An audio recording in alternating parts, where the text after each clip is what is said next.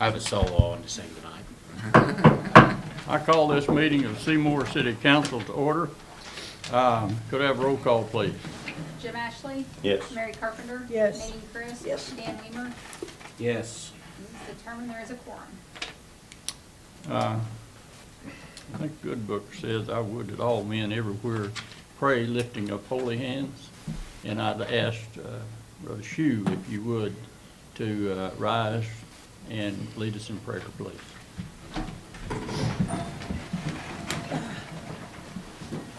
You don't have to hold your hands up. The beautiful verse on the back of your report here, "My times are in your hands," has been my life verse, and I appreciate it, and I hope you can feel that yourself. But it's a voluntary thing. It's not a demand. It's, King David said, "My times are in your hands," because he put it there. And I hope each one of us will see that we do that. We put our life in his hands. The world would be different if everybody did. Father, tonight we thank you for the privilege of gathering as citizens and friends to look at the business that would help our city and help the whole area. And we ask your guidance, your wisdom, and especially that we'll listen to each other. We don't have to agree, but we need to listen. And we pray for that gift of listening. And then we ask that your law would supersede and overrule all procedures. For we ask it in Jesus' name. Amen. Amen.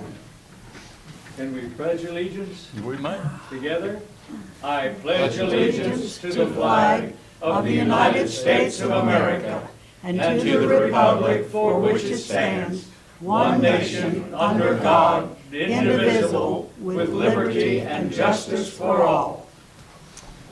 Thank you for that.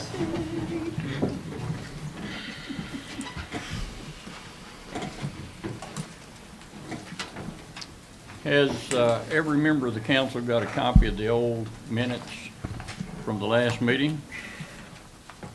Yep. Has every member had a chance to look at those minutes? And do you have any questions, any comments, any additions or deletions? I move that they be approved, accepted. We have a motion on the floor to Second. accept the minutes. We have a second. Any further discussion? Seeing none, all those in favor signify by saying aye. Aye. Motion carries. All right, we move on into new business. I'll direct your attention to the itinerary set before you. We have the bills that are in front of you, and I would ask each council member to peruse those and any questions or comments on those at this time.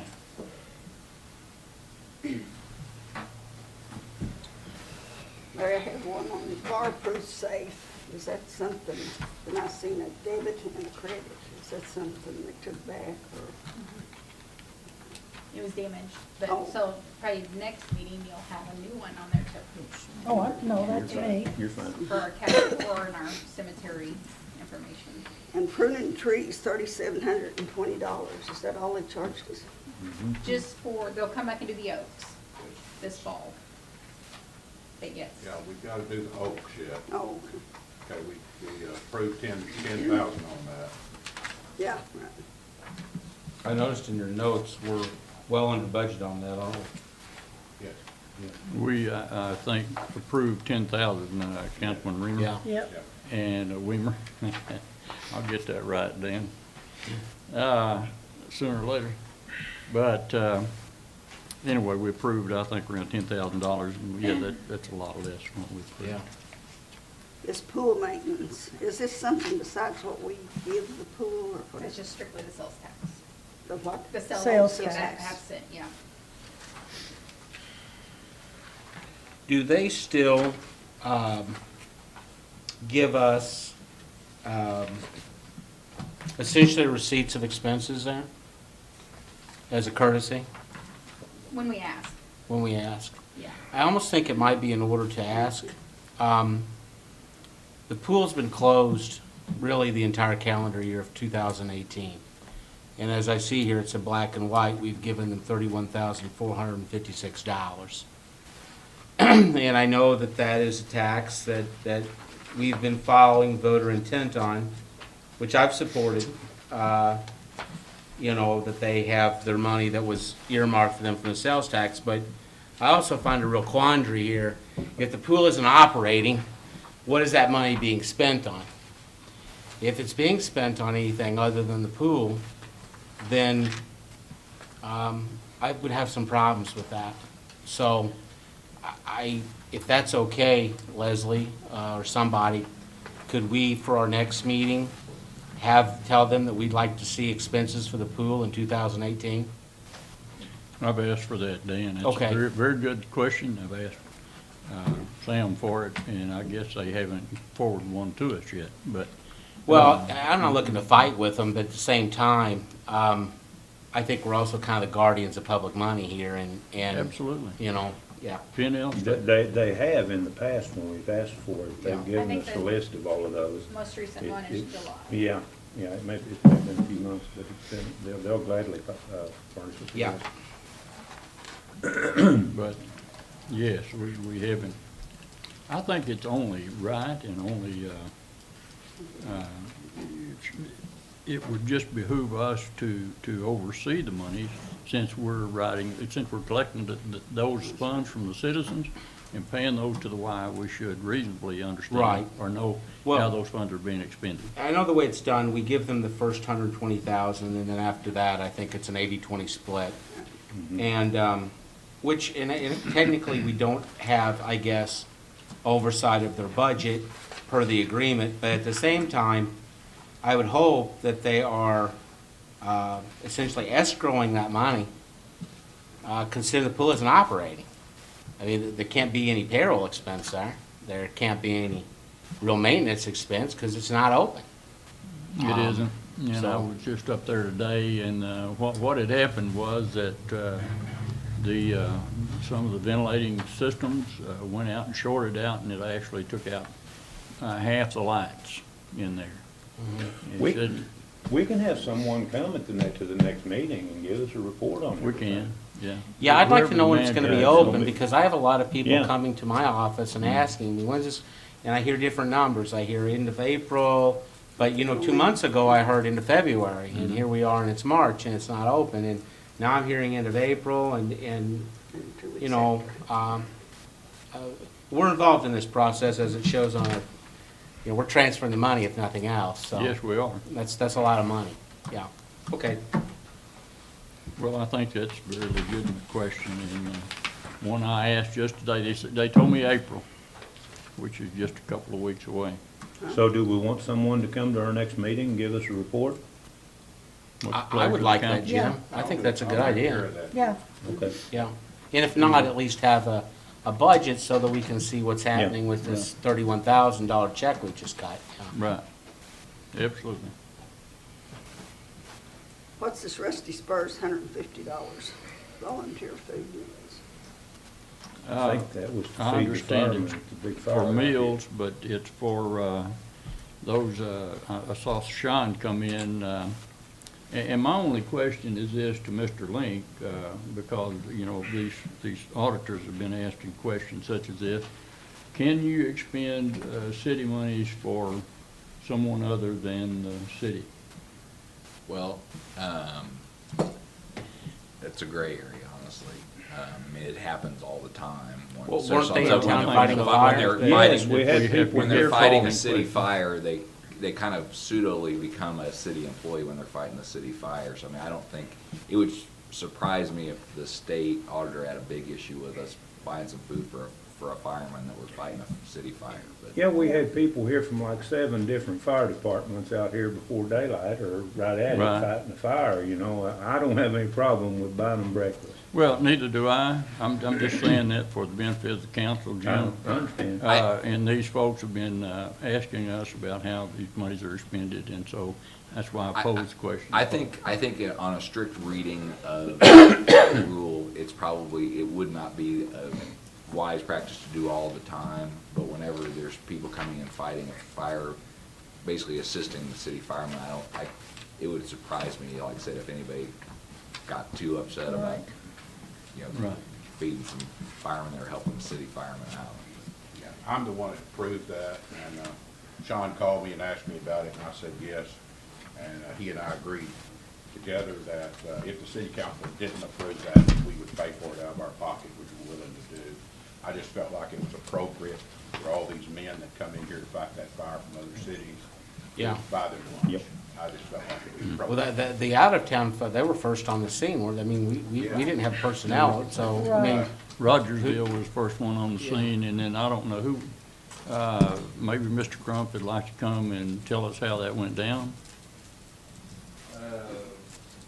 We didn't have the personnel available, so that's what happened during the daytime. We had Rogersville, Battlefield, Stratford, Fairgrove, Ebenezer, Brookline. There were several departments from that came from a long ways away.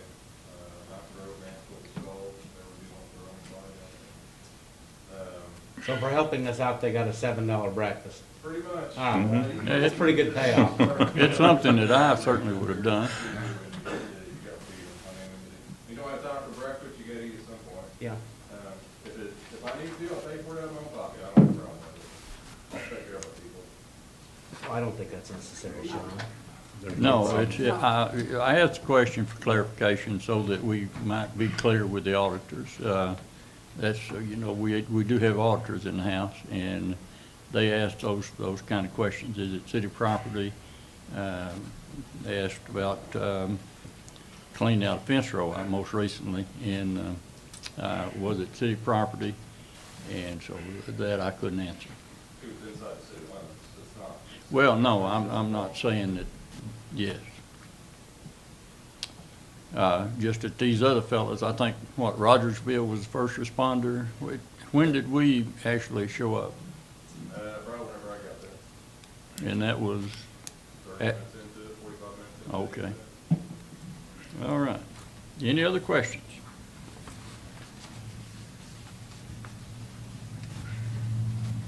I move we pay the bills. I'll second. We have a motion on the floor and a second to pay the bills. Any further discussion? All those in favor signify by saying aye. Aye. Opposed, same sign. Motion carries. We're down to the point of our meeting, as we do in every meeting, to citizens' comments. And so now I throw the floor open to the citizens in the audience. And if you have comments, please come to the microphone, state your name and your purpose, and try to limit your remarks to 3 minutes if possible. Anyone in the audience wish to come forward? Seeing none, we'll move on to the next item on the agenda. Seymour Community Development Fireworks. Who do we have here to speak for the Seymour Development Association? Again, I'm pretty bashful. I know that. First off, I'll pass this out to you. I'll let you know what we're working on this year for 4th of July.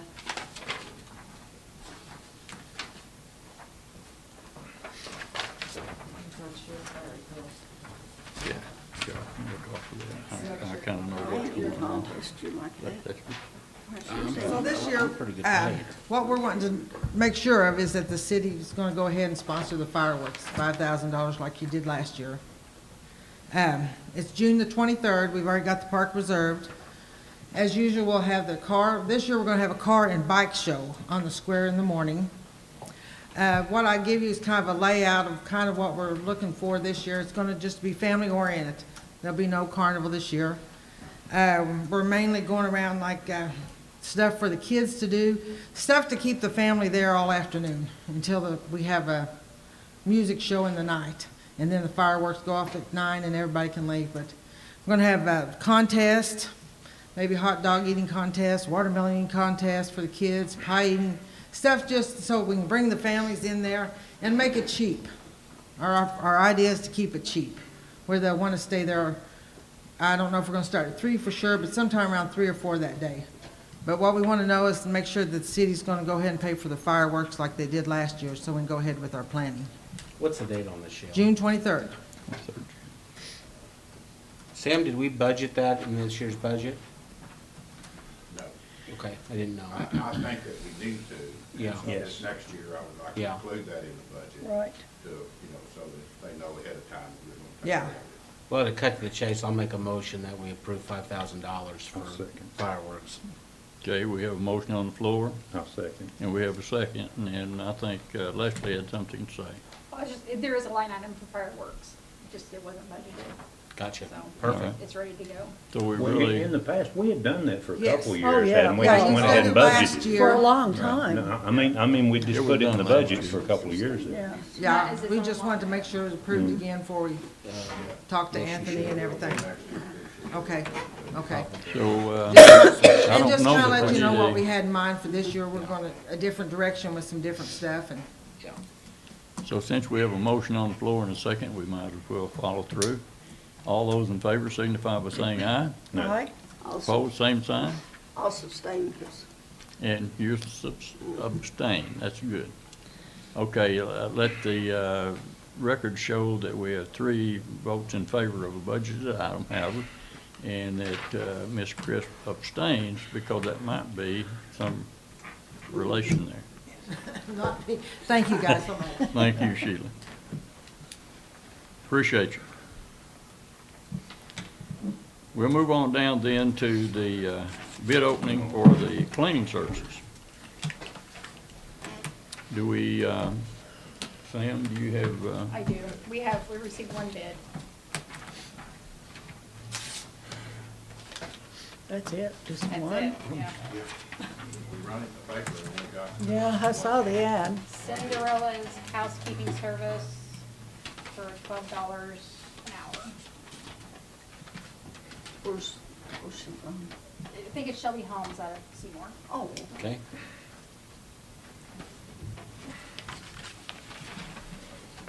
ordinarily, how many hours a week did that consist of, Sam? Did you tell us? 25. Okay. Is that about right? Yeah, we had all that figured out. Yeah, we did. I forgot to. I did too. We've been over it this week. Sorry.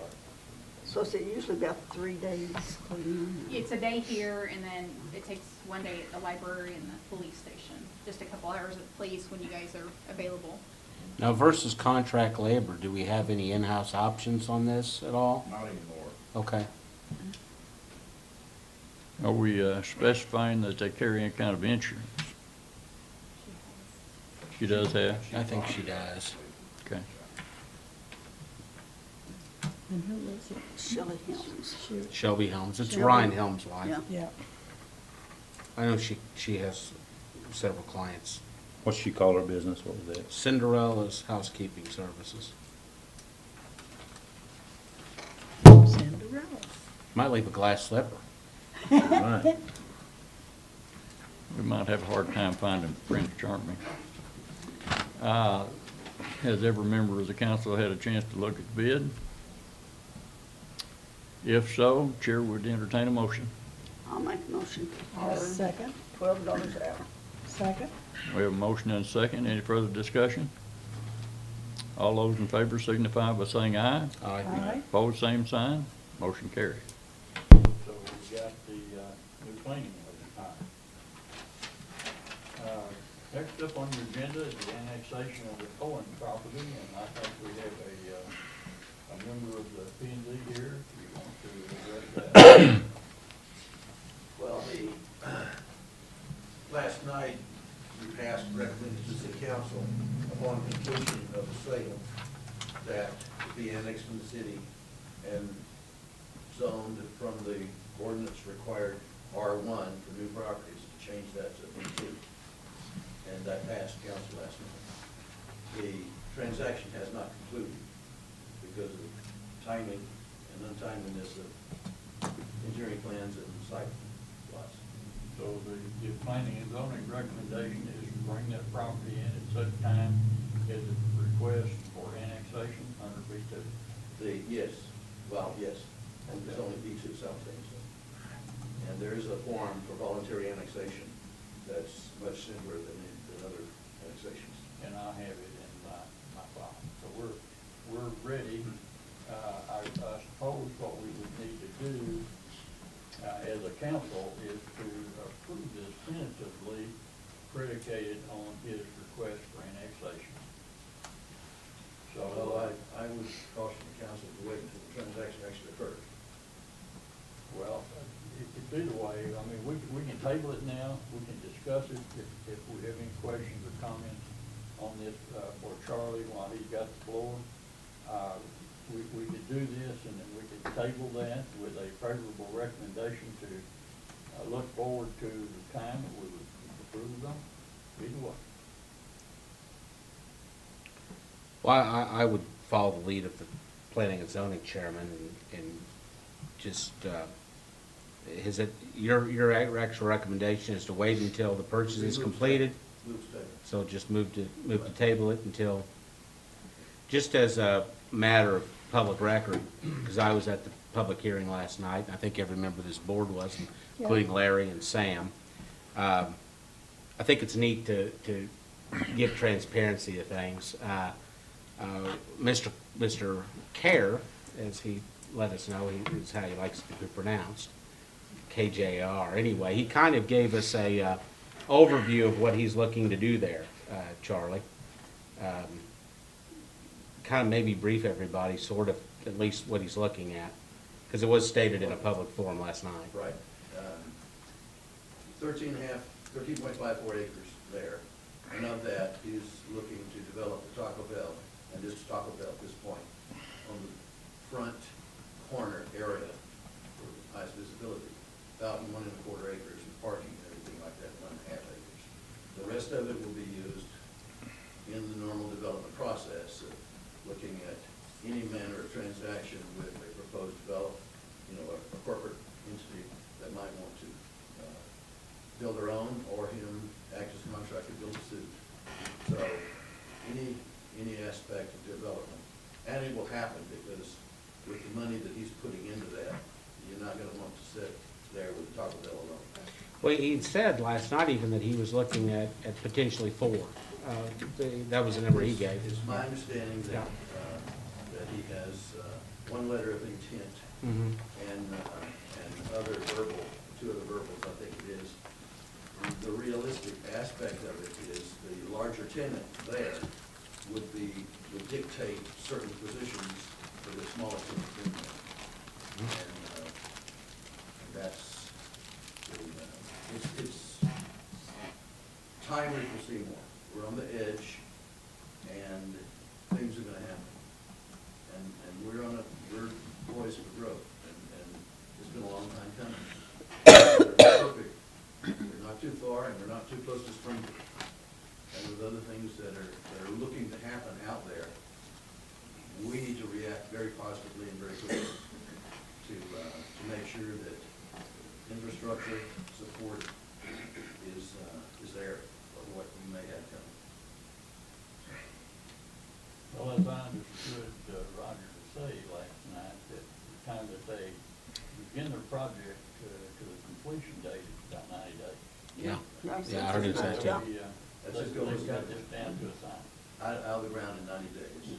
This most recent, for those here, that he finished was not the most recent actually, but he did the one on Mountain Grove, on the main drag right off the. On 95, on South 95, yeah. 95, south of the intersection of 60. And he also owns the KFC Taco Bell location there in Rogersville. Yeah. And because he's part of the Yum franchise group, he has access to beyond Taco Bell. I sort of like the idea of it being a standalone Taco Bell, because to me, that means he's looking at a good, strong stream of revenue just for that. So we can, and the number one producing revenue up and down here is food, restaurant, That's true. fast Right. food. And so, what we don't want to do is, we want to be ready for it all to happen. That'll give us the ability to eventually down the road look at relief elsewhere. charges, one of them that people constantly complain about. City isn't a charity. City's requirement comes first, but as we develop that, that enables the overview of the actual electric rates to be considered in a much more critical manner. Would you like to go a little bit further and say what these new jobs and these new advents of people coming to Seymour, what kind of problem it's going to create and what kind of vision you've got for that? Just the housing alone's a joke. We need to put him to work. I didn't say that. But we've got a bunch of houses in this town that get and building. One of the things being developed on Belmont, a street that goes nowhere. And the shorter one to the east of the land that Jerry Clyer owns, to the east of there, would get us in faster, less money to build road. But over on the other side, you're hitting other property ownerships in there that can develop. So that longer effort over there to put in 1,700 feet, I don't remember the numbers, but anyway, of street. And in my conversation with Mr. Clyer had been that, you know, it can be dirt to start with, but it wants paved. So that's a priority that the board has to consider, because we have to step up to the plate. We need to do, what's the one down off of George, coming back this way from Billy Falls? Well, no. Easton. East, yeah, right, Easton, that needs to be done.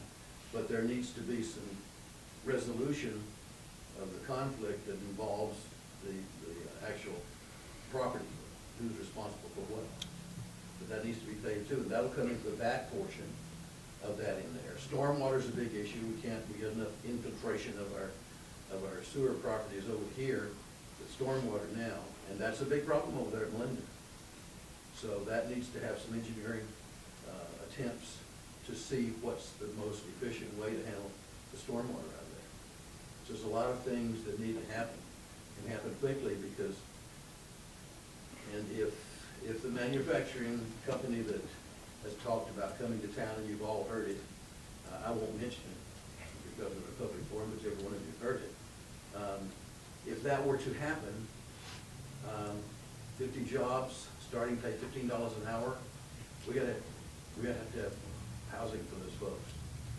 And that will gain us some real ground, so we're gonna have to look at city limits, expanding of the city, and everything. Do you believe that a active plan of identifying dilapidated properties and then in turn condemning them, would that open up development property? Well, You know, trying to yes, marry your two ideas it would here. open some. It's easier to find a developer that wants to do a tract, a small tract, 3 or 4 houses, or as Ron's doing over there now, as he can. You wind up taking, and like the one in here behind CenturyLink, that two-story that's around the corner across from the Gathering Hall, that thing now needs to be torn down. And so it needs to be condemned.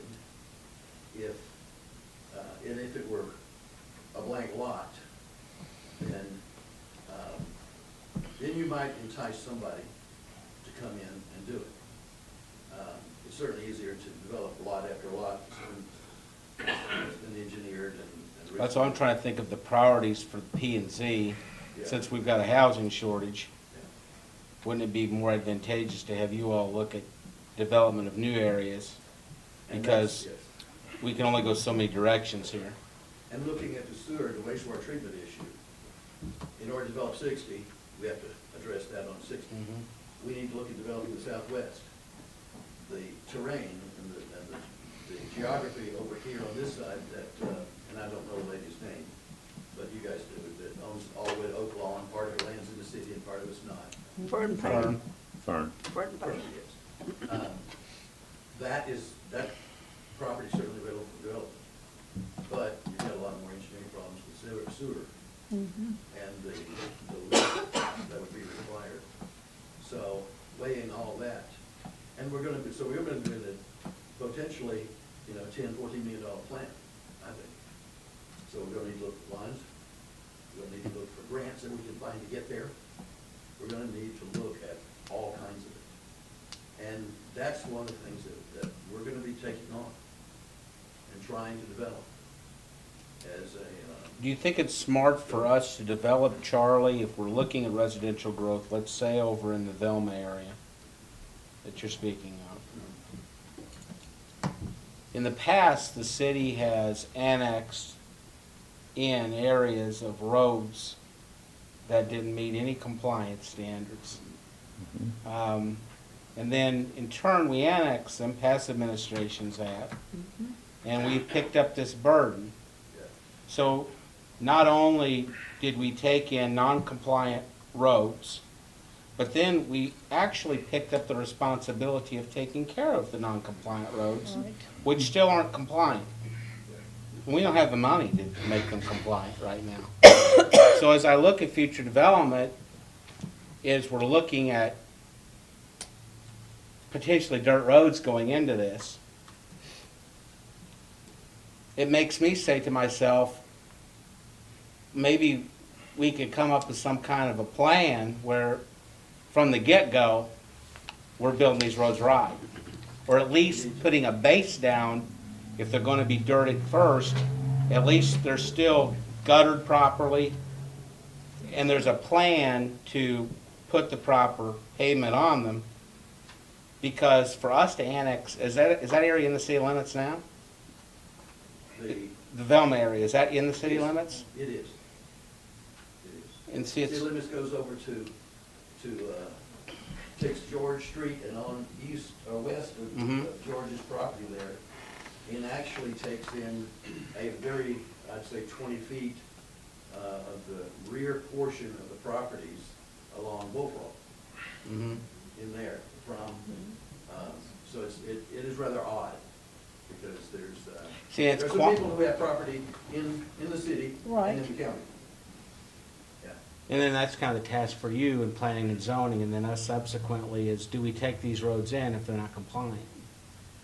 Yeah, it is. I mean, And literally. especially in light of the special- fact we've got a housing shortage, you see, Yeah. it's a catch-22. In special Uh-huh. assessment districts, if we look at it, we're gonna have to consider special assessments on those properties to bring it up to whatever it needs to be. And looking at, if they're dirt to start with, or we come in with something to chip and seal instead of asphalt, whatever we might do to consider to make it work.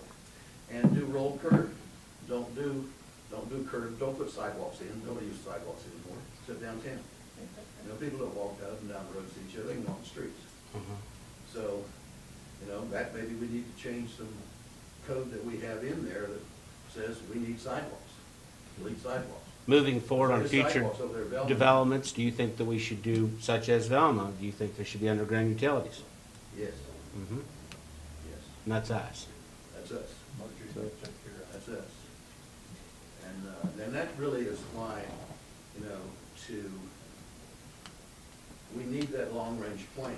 And part of the problems that we have is that they haven't been developed. One of the first items that we considered at P and Z was past practices. Past practices put us in this situation. Yeah. And we have to address those.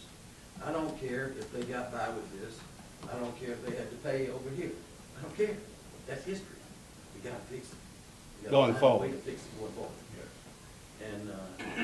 And so that's why, I consider that, it's a heavy job that we've got at P and Z, and we want more people on it. What the control issue on it's gonna be to make sure you aren't spending too long in meetings, because there's a list a mile long of what we need to do, and to get the planning done. Well, I think new Yeah, development this is should a be big planned tool. development, so. Yeah, Because if we don't, because there's a water problem over there right now. yes, there is. And more houses just exacerbate Yeah. Right. that water problem. Yeah. I mean, and it's a big water problem. You can, Alicia, don't you live down there? I do, and the water's, we've had a water problem there for as long as I've lived Yeah, there. right. Right. But I do know that the city at one time did hire an engineer to go out there and lay out plans for how to fix the water Yeah, we issue. did. And I don't know what all became of all that. I know they put a culvert in behind my house,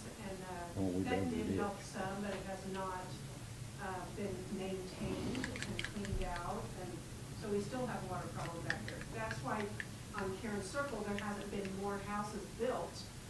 It's because of the Yeah, water it is. problem. Past my house, it's just. That one culvert there where Claire goes across.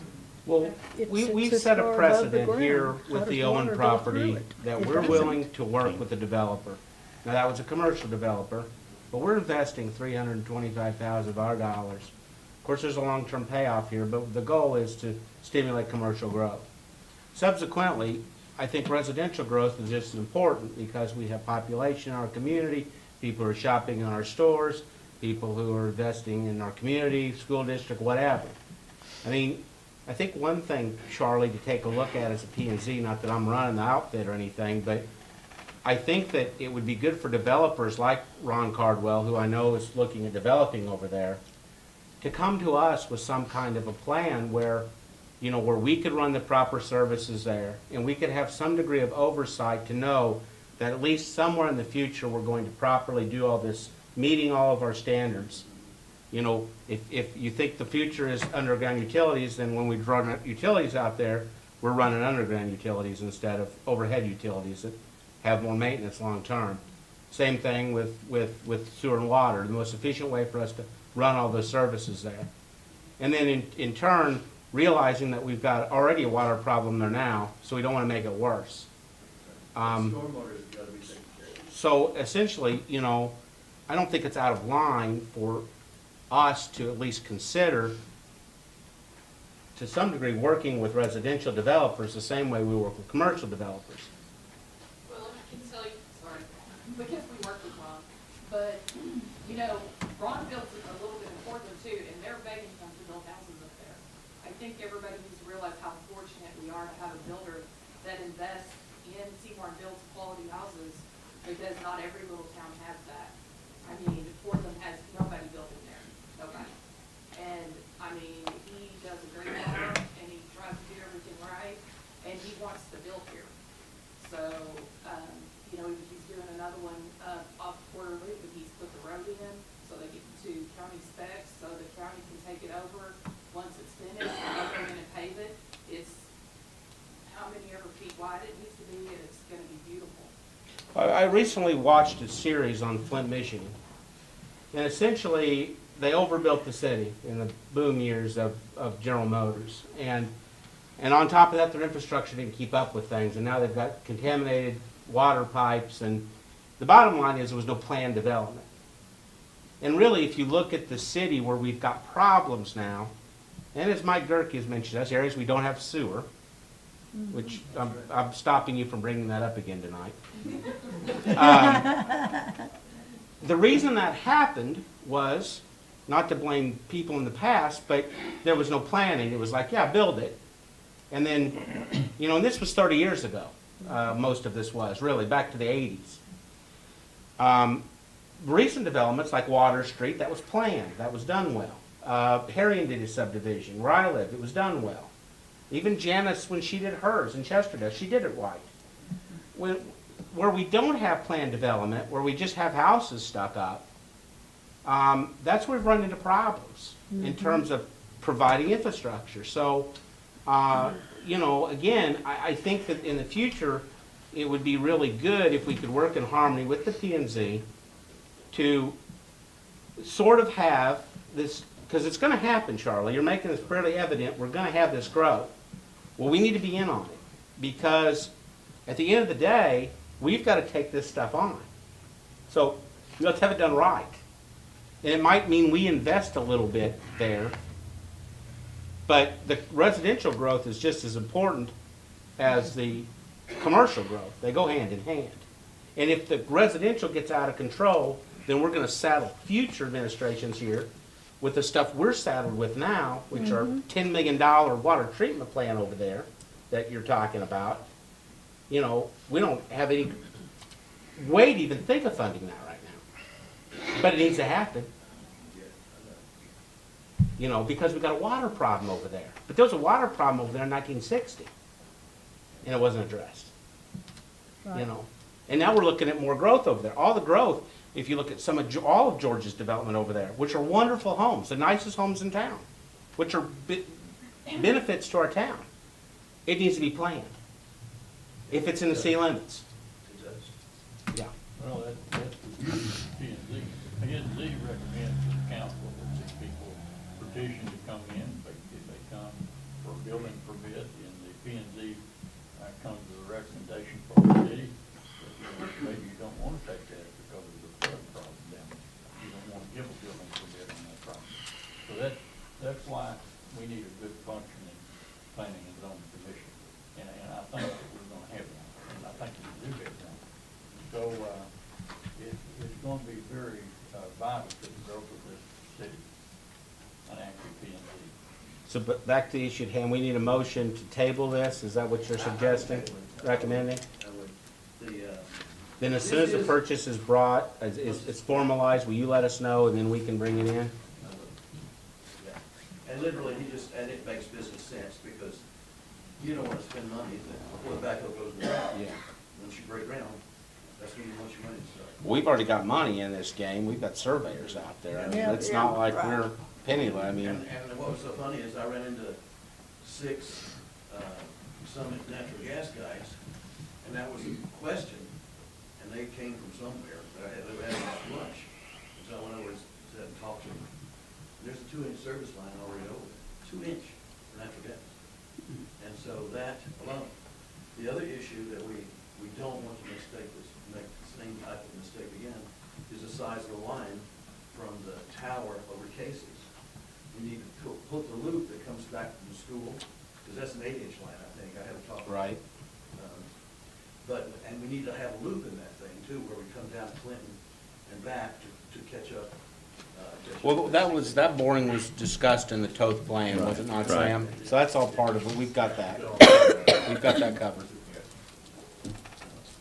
All right, any other questions or comments? Then we got a motion on the floor to table. Yeah, I'll make that motion. Second. Motion on the floor to table and a second. All those in favor? Aye. Okay, this will be tabled until such time as we get the petition to, for annexation. All right, Mitch is not here. Sam, are you gonna do anything for that? Or? Not for him, no. Not for Mitch, okay. So Mitchell is not here with us this evening, so we'll move on then to, clerk.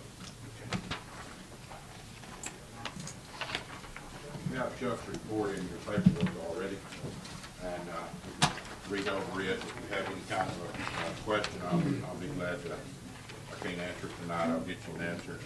This, what I'm handing out is Bob Crump's report on the tornado drill. It turned out really well.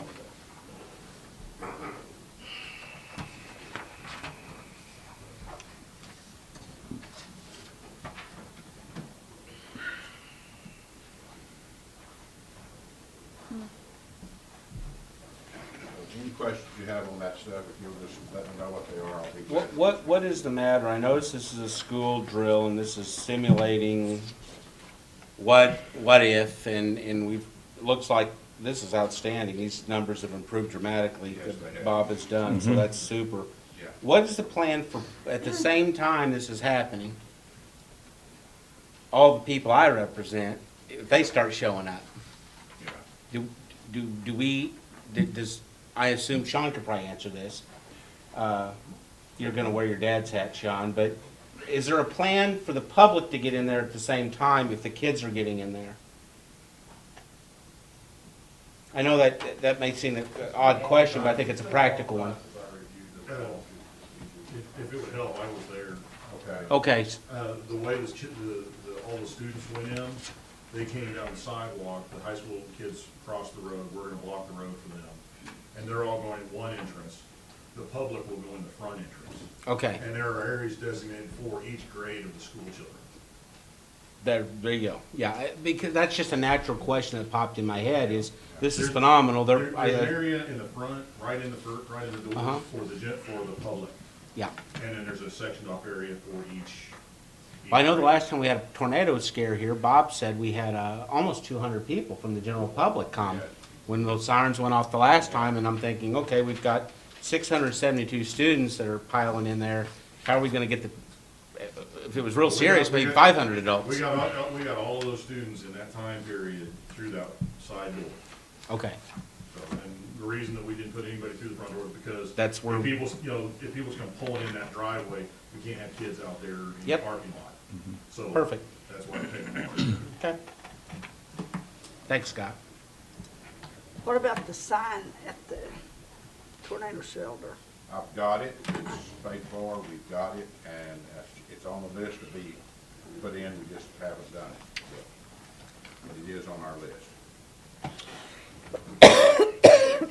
What was he doing on Division Street the other day? Was there a water leak or? Yes, it was water leak, yes. Got it repaired and fixed. All that. Well, essentially, this shows that the time went from 32 minutes to 15 minutes. Yes. Yes. The improvement is evident.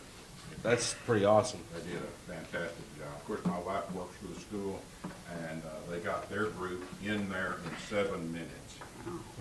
So it was quite an improvement over the last time. That's the difference between busing students versus walking. Yeah, but, Yeah. It takes right. forever to get on a bus. Yeah. Yeah. And Maybe also, an incident where we ended up being safer on the bus at the same time. Well, that's where the sidewalk's very helpful, yes, and that's what I think the sidewalk really helped. because that's handling the little kids. Yes. Right. That's good. Okay, good. All right. You also have my report. I'm gonna present the job descriptions and the salary matrix here in just a minute when I finish my report here. The second thing on my report is personal finance disclosure. That's just for your information. I pulled that off in their website this week. And then also they had elected officials training conference. I know last year we had some interest, but I don't think anyone went. But if you are interested in that, it really is something that's important for you guys. Yes, sir. Sam, on this personal finance, Uh, we may have been doing it wrong, but the way I remembered it, we only did that whenever we filed to run for office. Okay. We've never done that during the other years, I have don't we? know. No. I never have. Just the mayor does. Yeah, Just the mayor? we're exempt, Jim. Well, Aldermen are okay, exempt. No, we it didn't say that, but I knew we hadn't done it. We have an Yeah. ordinance that Yeah. Okay. keeps us from. Yeah. Okay, all right. Well, Larry's got to fill one out. And you guys fill one Mayor out when you does. sign up. When we file, we Yeah. fill one Yeah. out. Yep, Yeah. yep. Okay. Okay. The next thing on the list is a visit by DNR. We had a routine visit this, they come quarterly and check our water loss and other things. We provided everything they asked us for.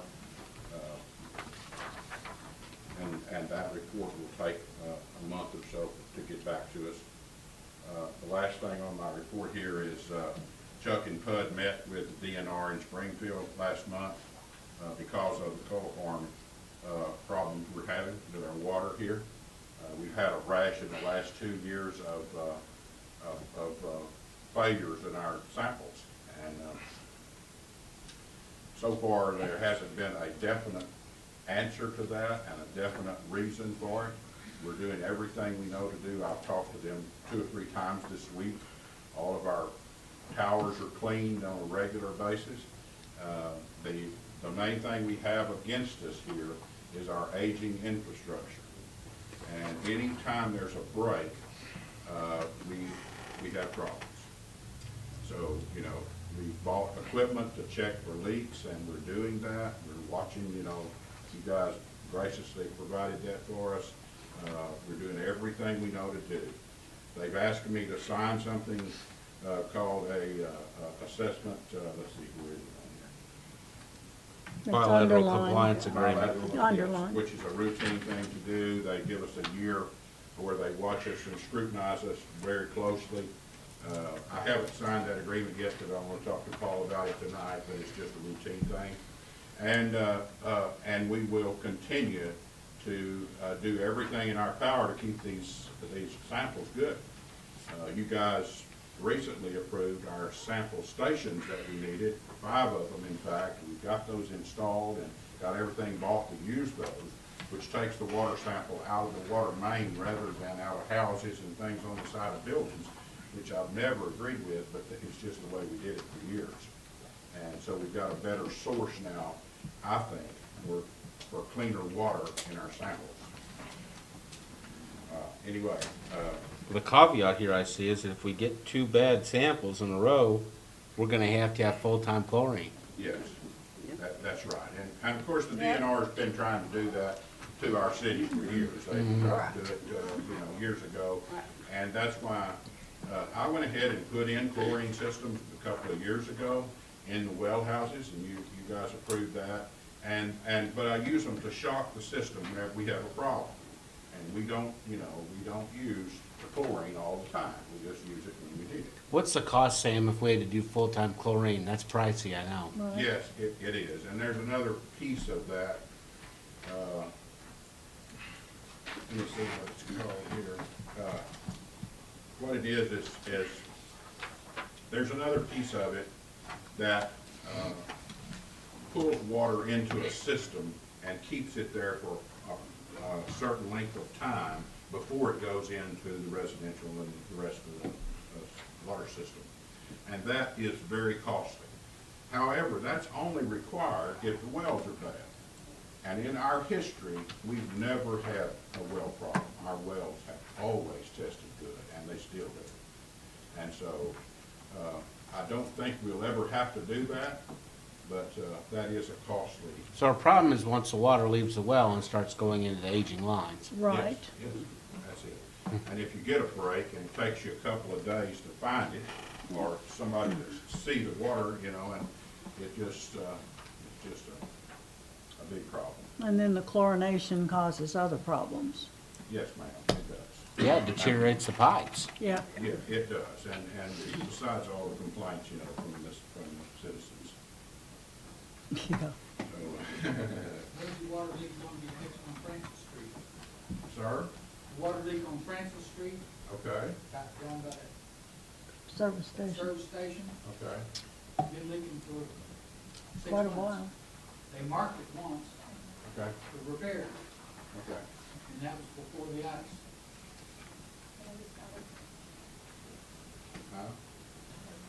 Okay, fine. I'll look into it and get you an answer, and get you a date when we get it fixed. All right, one more thing I have tonight.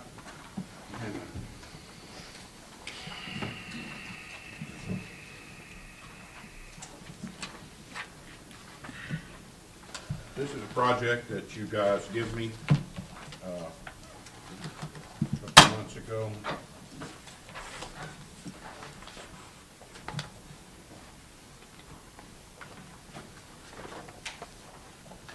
I was asked to look at all the job descriptions for the city, to make sure we had job descriptions for every job. I was asked to put a flow chart together for the city, and I've done that with help, of course. And so what I give you today has all the job descriptions in it, and it also has the pay scales that I've put together for the future. The very first, past the cover page is the flow chart for the city. Right at the top, of course, is the citizens of Seymour, which they're the ones actually in charge here. And then the flow chart as I see it for our future. If you have any questions about any of these, I certainly will be glad to answer them. Let's turn over to the electric department, if you will. And I tried to incorporate for everybody in the electric group, in all of our people, but just using the electric for example. You can see that there's a line that they can follow as far as going from one job to the next. So it starts off at electric operator 1 and then 2, then apprentice lineman, and then journeyman lineman. So people can move up in the matrix of the city, and all of these job descriptions are in here. We don't have people in all these jobs by no means, but the opportunity to move up is there. How many journey linemen do we have at this time? We don't have any, None. no ma'am. We have Mitch, of course. Yep. And he is our, but he is our chief supervisor, but he's the main guy on our electric. He has a card, Yes, he does. And, and Lance is working toward one, correct? yes, Yes. Lance is working toward his, and he will, he's an electric operator too. And then, once he gets his card, then he will move into the apprentice lineman position, okay? Yeah. And, then, that'll require about 4 years All right. or so. Till he's a journeyman. Yes, until he becomes a journeyman. Then if you'll go over to the public safety tab, just another example, this is our police department. And you can see the progression there that people coming into our department can take. And I've tried to mirror this in all the departments, to give people an opportunity as they spend time in the city and invest their time here, to move up in the system. Now, I want to make sure that you understand that I did not put this together by myself. I had help from Hillary and from Leslie and from Chuck.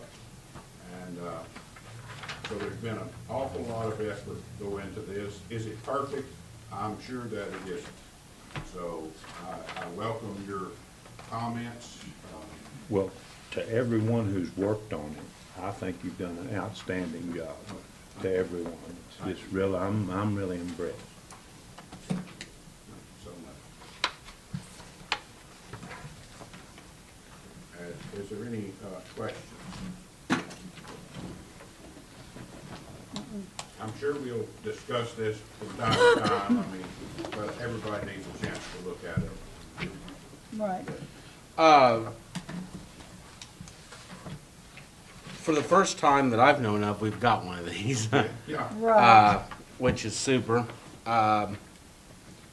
Sam, give, if you don't mind, as you've gone through and essentially crunched the numbers, what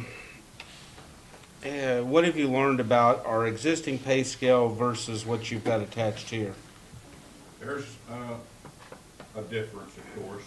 Some of our people aren't even in the pay scales because they're just not paid enough to be in the pay scales that I've presented tonight. These Well, that's what I'm noticing. I'm looking at your numbers here, and then at the bottom, you've got some of the existing people who are here. And this is,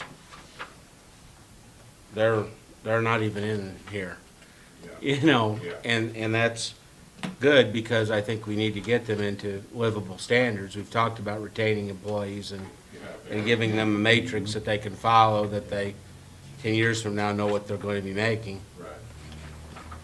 And these, of course, the pay scales themselves come from the MML study that they do every year that we participate in. So everybody starts at $12.50 an hour?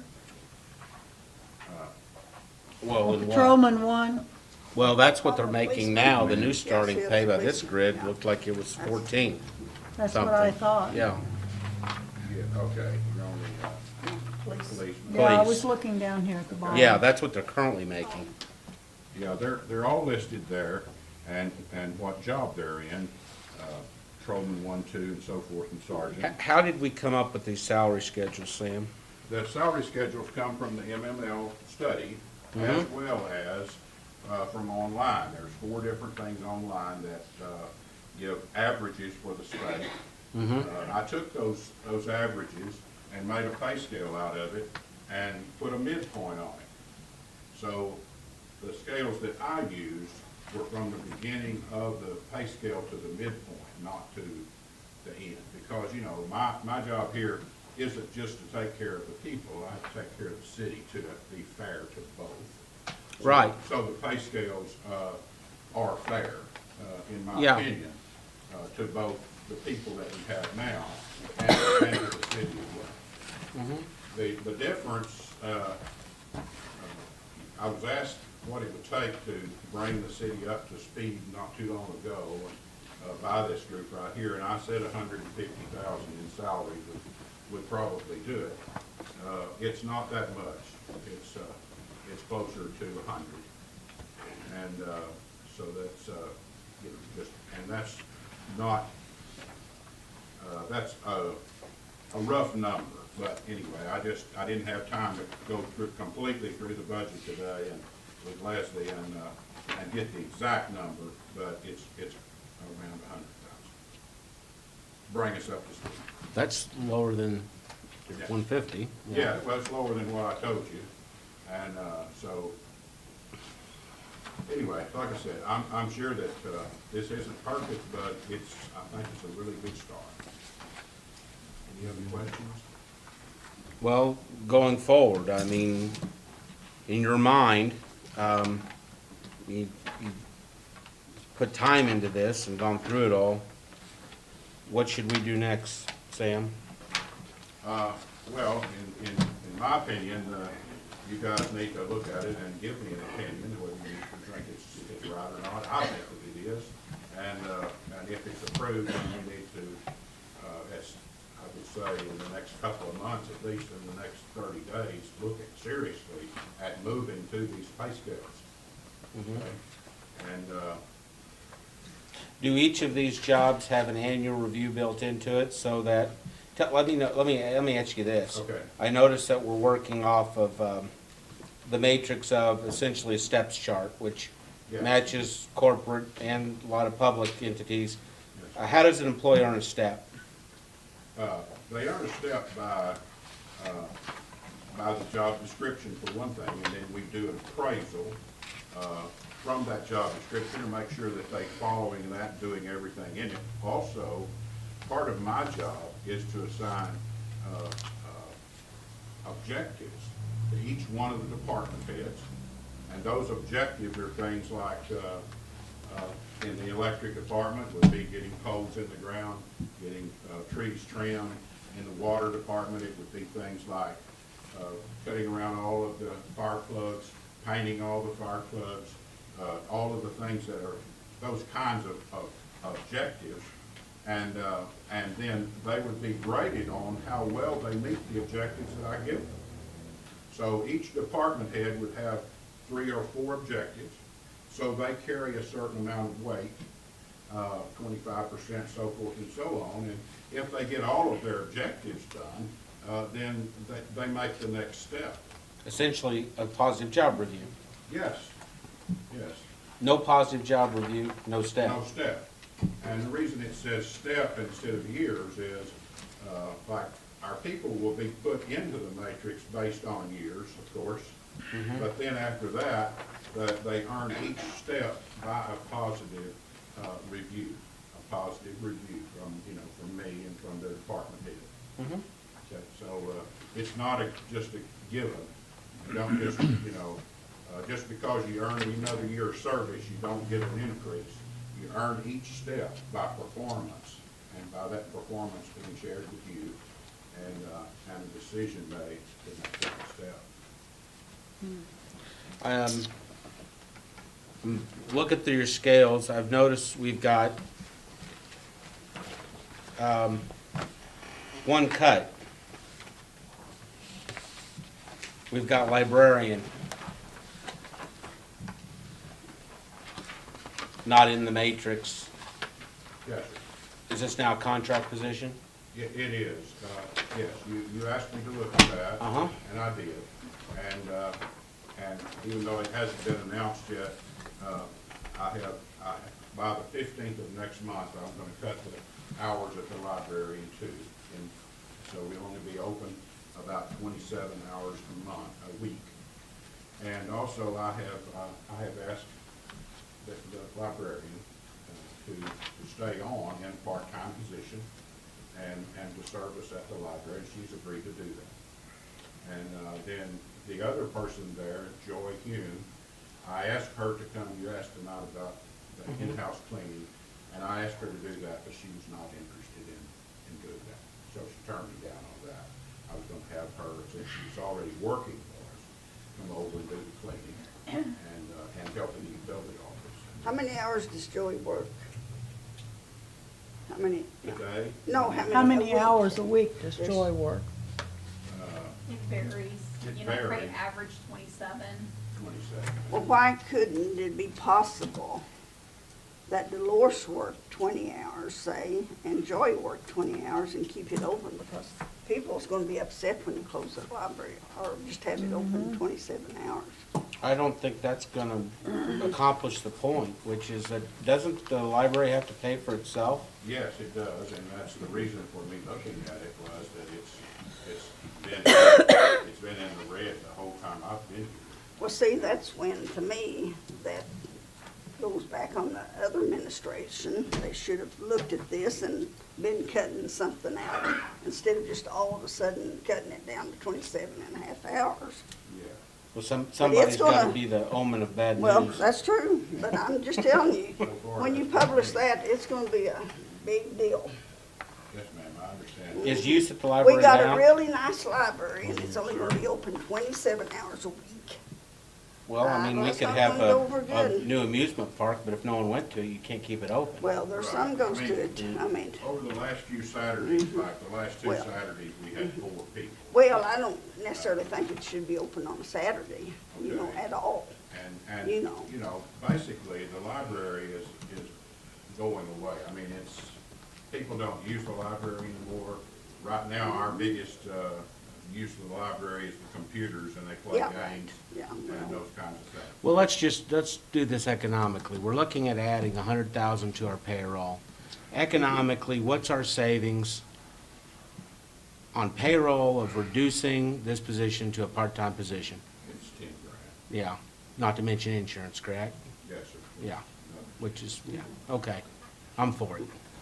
well, I'm against it because if it's You that already bad, knew they, that. they Huh? should But you have. already knew that, Right. I already knew what? what he said The what? about the library. Meaning what? Meaning that I already That- knew that that we you were already looking at knew. cuts? Right. Yep. Absolutely. Yeah. Yeah. That's But what we've no. gotta be doing. But what I'm saying, looks like they would've kept that 5 years ago.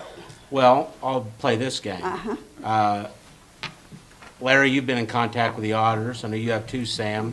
Do they say unequivocally the library's got to pay for itself, period? Yes, they. And Yes, it by doing does. this, we get it to pay for itself. We do we not? Yes, we get it closer. They also say the park department's got to pay for itself, Yes, and every other. In the cemetery. Right. yep. And we're gonna see some other ramifications when it's done. Well, these are never easy decisions. Cutting things stink and makes people mad. But at the That's same right. time, we have to keep this city financially solvent. Yes, we do. And, you know, I don't see any other way around it. It's 3 9-hour days, 27 hours, Monday, Wednesday, Friday. And I I'm think, just gonna tell you, the people's really gonna be upset. yes, ma'am, They I'm sure really- they will be. You know, the only thing I know to say is that the auditors have impressed on me the fact that all of these departments have been stepping on their own. 9 But- hours a but day, What I'm 9 saying, hours a day. 3 9-hour days. they couldn't see this, say, 5 years ago, 3 years ago, this was We gonna di- we- happen. we didn't I have could have ours. told you this was gonna happen, just to see the things that's going on at the library. I guess my take on it is this: we're the ones in charge now, and you're Right. presenting it to us, and we're saying it. Yes, And and it's if you black tell and me white. no, then whatever, but that's just my recommendation. Well, we can't tell you no because something's got to be done. Yeah, yeah, Something's got to be done. yeah. Well, I think, ladies and gentlemen of the council, that the administrator here is doing the job of administrator. And he has actually found a solution to this thing and made a decision. Now, you have it in your power to change that decision if you want, but here's your man up front, he's made a decision. I don't think there's another decision here that can be made unless we find some more money. Now, if we find the money for that library to be open, then Sam might be able to make another decision that would be more favorable to the town. It would have to be earmarked, and it couldn't come out of general fund. I mean, unless the Exactly. voters here wanted to pass a 1/4 cent sales tax for the library, there's no way this becomes solvent. So here's the bottom line, you know, Sam's doing his job, and it's in, Sam is doing a good job. I've got to admit, this is excellent, this is excellent, thank you. And as we critique these men, then they'll know whether or not they're doing their job or not, because now they know, because they'll be given, I guess, a copy of this, is that right, Sam, every employee? I'm gonna discuss it with them. I'm not gonna give every employee everybody's job description. Well, no, but they every- will Their be own, given- Every their man own is- job is description. responsible to do his job. If you do, I'll print them for you, Sam. Okay, That'd be a pretty good bill. okay. I mean that in jest. Well, I'll have to get three quarters. There, yes. That's right. Mr. Burke has made a decision, and it's not always gonna be favorable when you've got to cut money, you gotta find some place to get it. Well, I mean, it's kind of a good and bad. I mean, in so much as we are, per your research, we're getting our employees to scale. Yes. At the same time, you know, you've made some cuts here too. Yes, we have. We have a comment from the question maybe. You're gonna have to eat and cool the building 7 days a week. Say again? You're gonna have to eat and cool the building 7 days a week. The library. Sam, Sam, that's true. Heat and cool building 7 days a week. Why not have it open some 5 days a week instead of just 3? You can skip the weekend, but you gotta have it open 7 days a week. I mean, you gotta have, Not 7. you gotta have it open, heated and cool 7 days a week. Why not use the building at least 5?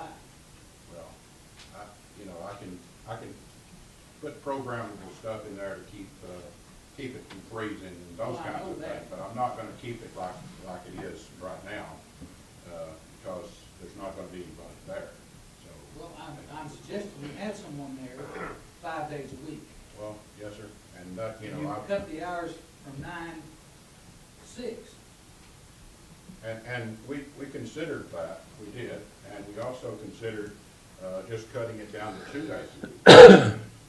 But, you know, the decision was to have it open the 3 days, because we feel like that gives everybody an opportunity, if they're gonna be there, to be. And, we'll just try this for a while and see if it works, and if it doesn't, then, you know, I'll revisit it. But for right now, this is what I think we need to do, it's just. Or could we have it 5 days a week, say 5 hours a day? Would that be possible? Does that become taxing on a part-time employee? You have another question? The only thing I keep coming in my head, my daughter is in school, and I do know of a few students that does not have an internet at home, and they depend on that library to do certain homework. And so if it's closed on, say, Tuesdays and Thursdays, that might pose a problem for a few of the students that depend on the library to do some of their work. I realize it's a small number of students, but nevertheless, there are some students that depend on it. Yes, and we thought about that as well. I mean, these decisions are never easy to make, however they have to be made. And the state has not given me any leeway. So, you know, I've done my best to try to have it open as much as I can, but to be quite honest with you, this is just the first step.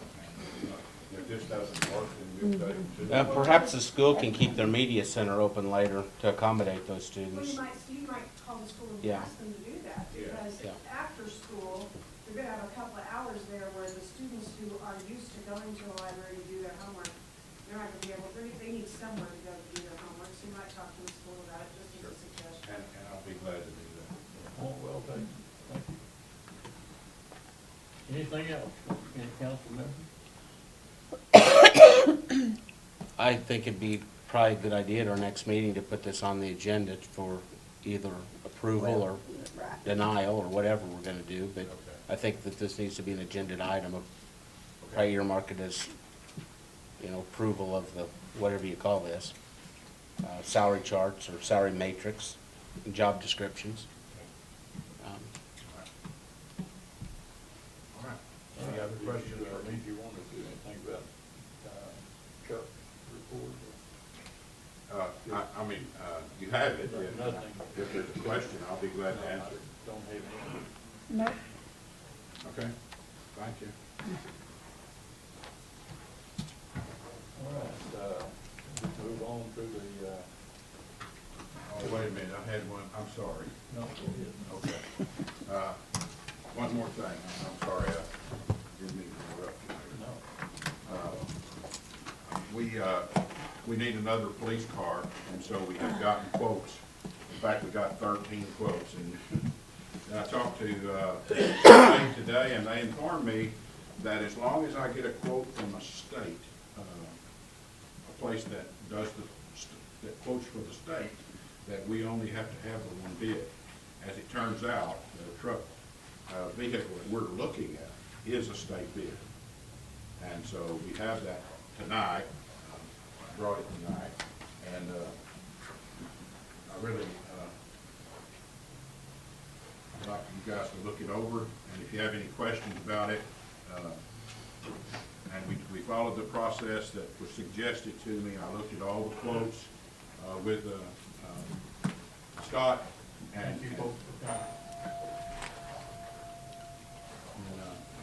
Would this replace the, what, the Which vehicle? Tahoe? The Tahoe, yes, the Tahoe. What's its road condition, Scott? Bad? I wouldn't let one of the other guys drive it just because I wouldn't want them to get it. If they had to drive fast, they don't have the experience. Is it a Frankly, raggedy they don't have the rig? experience. The front end's is getting kind of loose. It's 6 years old. Yeah. Yeah, It is. the door handle's broken. Yeah. The back edge doesn't open.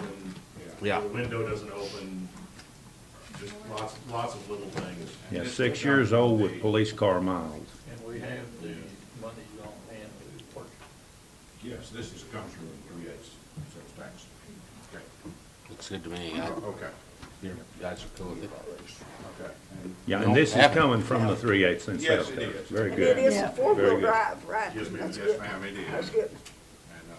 And, The only change that we had talked about making on that was getting the. What's the brand of it? Is it a? The what? And that would cost a few. Heavier glass? So it's- Chili. Thicker tires. Oh, tires, okay. This is Dodge. four-ply I tire, know. and I've got suggestions from It says Chrysler Dodge. Sheriff Gase, who went Right there. with these. That, What brand is this? Is this a This is a Dodge? Dodge, this is a Dodge Ram. What- Okay. Ram. It says Dodge Ram. Republic What year? Ford at the top. Yeah, I know, they're the ones who do the state bid. I got they you. do the What state. year is it? This is an 18. 18, yeah. Yeah. Sheriff Gase down in Douglas County suggested that we go with 10-ply tires instead of the regular 4-ply. Now, I know his roads are worse than ours, but we do occasionally, he says those hold up better. And it's only a few $100 upgrade.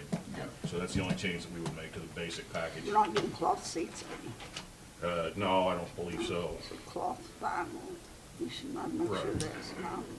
Well, he told me that was not, the price isn't gonna be any different because of because of the package. They're giving us such a discount that it's. I'd say, Because if you look, the final price down there at the I bottom, know. if you look at the price before our discounts, it's extremely higher. And we basically need a motion from you guys tonight.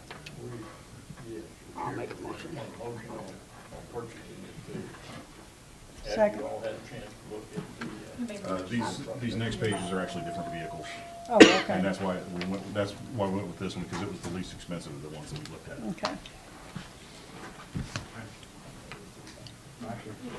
Is that one, Scott, that it's the V8 and then it kicks down Yes. to a, It's the Yeah, that's V8. like yours. then it kicks down to a four-cylinder? Yeah, he said it's got, Yeah. it's geared, it's got a special gear in it that makes it be more fuel efficient when you're not having to run it hard.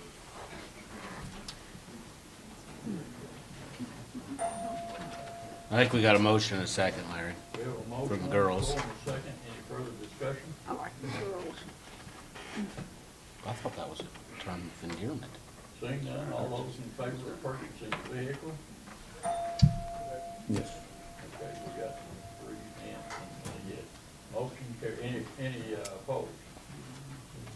Motion carries, so, I guess. And that will be funded out of the 3/8 cent sales tax, correct? Yes. Very good. That's good. Leslie, That's a you do good have price. funds on deposit? You want it? Yes, you do. All right, anything further, sir? No,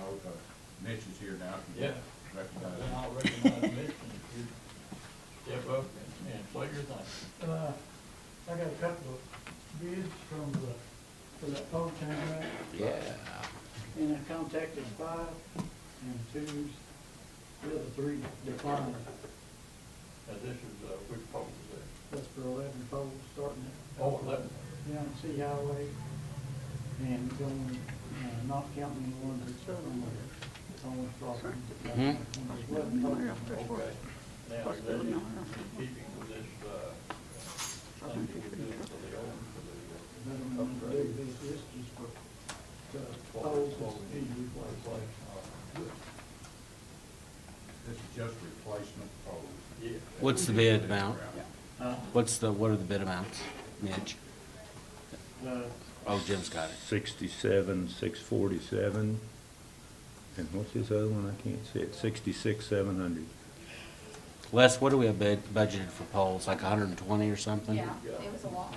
A lot, more than enough to take care of it. That's just for That's the coming. 11, but that's what we always call HDD line coming Yeah. down Sea Highway. Original poles we changed out to. 66,000. This one's 67. There's probably another. Do you have a company you prefer of these two? I mean, you don't think one's better than the other? Have we done business with either of these before? Hart built that line originally. Par did? Yeah. Here out of Kansas City. Did you have good success with Par? Where? Up there by St. Joe. Uh-huh. They're both, they're more than. The budgeted item on that, we need to get 'em, yeah. replacement poles, $122,437.38. So we're Did you within? see that? No. So we've done business with Par before and it was good. I'd say with that. There's not much difference there. No. Yeah, they're 1,000 higher, but Still yet. I would tend to want to go with one that we've done business with before. They built that original line. Yeah. That's just labor. We furnish Right.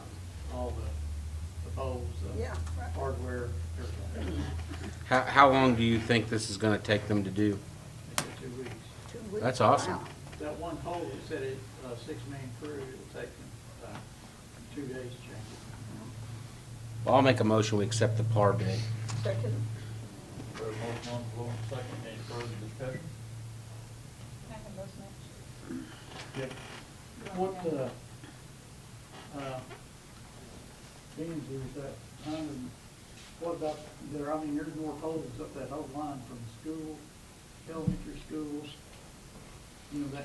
I'd say start getting more bids until you blow the 122. But, I mean, while Par's here, While Par's here, have them bid yeah, it. they said they could do. I mean, if they've already got their stuff here, you can probably get them to lower their bid for the next round if they're already here. Yeah, Because we've already got the poles on hand, right? yeah. Yeah. He said maybe 2 that goes across the highway there. Yeah. That's what I'd think. It's kind of like when you got a paving company in town, it's cheaper when they've already got their equipment here.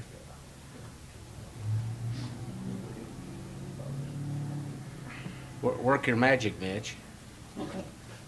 Did you get Mr. Dent all done? He said you was working on that. We was working on it. Yeah, well, he said you was working on that. It's wet out there, it's just now. Well, I bet that's true. Yeah, I was down at the property right off of Hill Street and Mission Lane, we're working on poles, getting ready for the street back down there. Tried to take pictures, but my camera wouldn't work.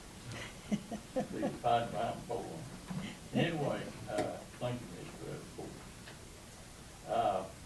We got a motion and a second on that, right? We have a Yep. motion and a second, any further discussion? All those in favor signify by saying aye. Aye.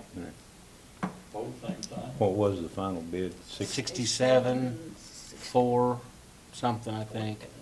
67, 647. 647. 83. So the motion carries, Mitch will. So we've still got 50, well, no, 60, no, 50, 55,000 left. Okay. You want the actual polls to come out of that? I did not Oh, do that, but I can do a journal entry and do that. I did, that was my mistake. Yeah, you probably we- should. Yeah, so I'll do it. Right. I'll Yeah, fix 'cause that. we were Yeah. in, yeah. We just noticed that. Yeah. Okay, anything else? Moving on down to the mayor's report.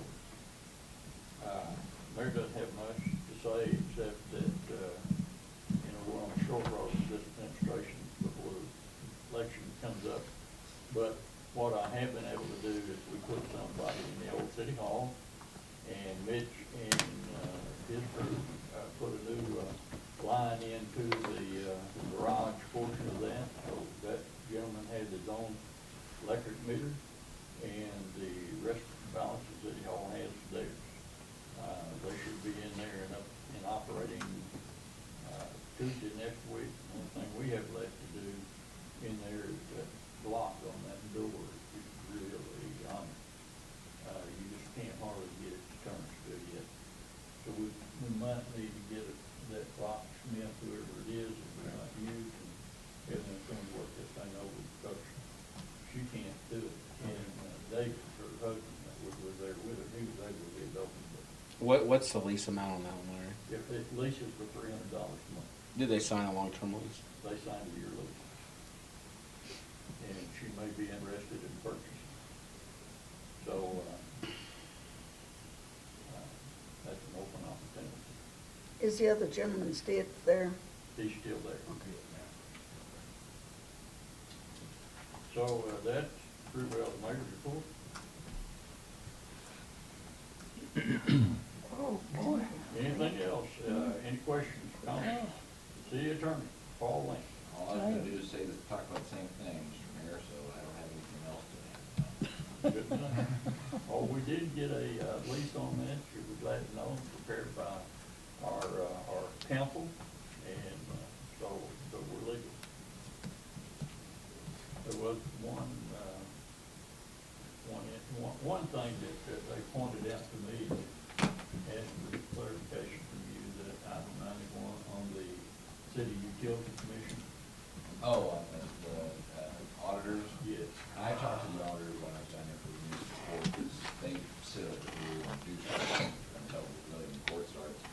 And what I told them, and to the extent I don't know if she buys it or not, but, I said, here's what they're saying about chapter 91. She's correct if you look at it the way she wants to look at it, is technically under chapter 91 state statutes, when it talks about the utility commission, it talks about creating a board of public works. But all the statutes that talk about that, talk about it in a sense similarly like Springfield has city utilities, where you have a independent board that sets rates and does, if there's maintenance needs to be done on utilities, they do it. I mean, it's their own standalone, freestanding entity. That isn't what I understood this board was wanting, at least at the initial stages, is you're wanting more of an advisory board that looks at stuff and makes recommendations to the board and mayor and Right. that fits with the budget, and if you guys want to do it, fine. If you don't, if it doesn't fit within the budget, then you don't. But they're looking at it just to give some advice, because they can devote more time to it than you guys can. But they don't technically have any authority to make final decisions on anything. And so when I told the auditor, I was like, what you're saying we need to have done here is create ordinances that created this formalistic board that in essence transferred ownership of the utility to a utility board, and that isn't what this board wants. So I said, I think we're completely fine with what we've done, because there truly is just a board that's giving some advice to the council, but they don't have any authority to enact anything. So, I think we're fine.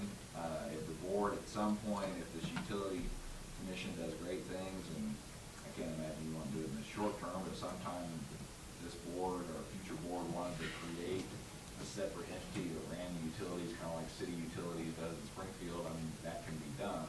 And that's what the auditor is thinking that we should have done, but there's no requirement that you do that. Cities don't have to have a separate freestanding public utility. So, long and short of it is, I think we're fine. Is the auditor going to say something about it in the eventual report? Probably, but they're gonna come up with 30 things that they think maybe you should have done it this way or that way. I mean, that's just the nature of these city audits, is they feel like they have to nitpick everything, and most of the time it's not anything wrong. They almost, to justify their fee, have to come up with a lot of stuff that they question. So, I think in this instance, we're fine with how we have it set up, and at some point, if we want to formalistically turn over all utilities to a board, we'll do more of the ordinances that way, but short term, I think we're just looking for some independent group to make some recommendations, but they don't have any authority to enact That's yours, I didn't know it. The only other thing was that on this, paying these folks that are on this committee, did you say anything about that? She mentioned briefly about that. She wasn't clear what her feeling was on that, either way to me anyway. She thought that, the city shouldn't be paying these folks. Generally, she thought that it should be a volunteer position. I don't know, I mean, at the end of the day, I don't know. Well, they would say we shouldn't pay firefighters for coming to town and helping us out. Right. Yeah. I mean, that's the same group that's advising that, so. I mean, it's, at the end of the day, what is gonna happen is they'll probably flag it and say you shouldn't pay this utility commission, and you say, well, we'll look at it, and if you wanna decide to vote to not pay them, I mean, I don't know that you'll get people to serve on it if you don't, you tell them they're gonna spend hours going through budgets and utility stuff for free. That's something the board can consider if the auditor decides to flag it. Very good. Well, that's exactly what I told them. I told them I had not been to school, I didn't have a law degree, and I relied on you. Well, I'll take whatever bullets from them. They're very nice, but they do like to challenge everything. They were challenging the judge at court about things he does too, and he's only been a judge for probably 30 years. But Short timer. Yeah. All right, anything else, Paul? no. Any questions for Mr. Link, the county? Seeing none, we'll move on to the Alderman's report, and we'll step down here on the left with Jim Ashton. Yeah, I've talked to some people who want to pay the same on their electric bill every month. And I talked to Sam a little bit, and he tells me that we've got the software to average like people's utility bills over the last year and make it easier for them to pay. And if you've got a $200 bill one month and $400 the next month, it's just easier to pay $300 each month. And I'd like to make a motion that we go ahead and check into that and see if we can do it. We have checked into it, and we did get some not so positive results from our software.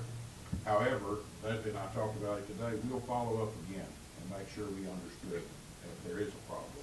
Okay. And, okay, because you'd already said something to me, or I overheard you say something about it with someone. So I had already asked Leslie to check into that. I know Webster Electric does, and there's just a lot of different, Well, you know, gas companies do gas that, gas and they companies really- do that. You can and, do you it know, with they your budget. propane. Yeah, it's budget. You Families can can put it in your budget. budget, and it will help people. Yeah. And of course, you don't have to do it if you don't want to. Right. Right, yeah, right. I've had people Okay. ask me that. All right. I've had people ask me that. They can do that. Okay. I don't know that we need it. Do we? I don't know, do we need a motion to go on with it, or? I think Sam just said he'll look into it and see if Yeah. it works. Okay. Now, you need a motion for him to just, basically. Let's just plan on our next meeting, Sam will brief us on that exact topic. Okay, I think okay. we'll call it probably double pay. is what it Yeah. is. Double pay, easy pay, I've heard it called lots of, or Yeah. different titles, but, Whatever Uh, trips a trigger. yeah.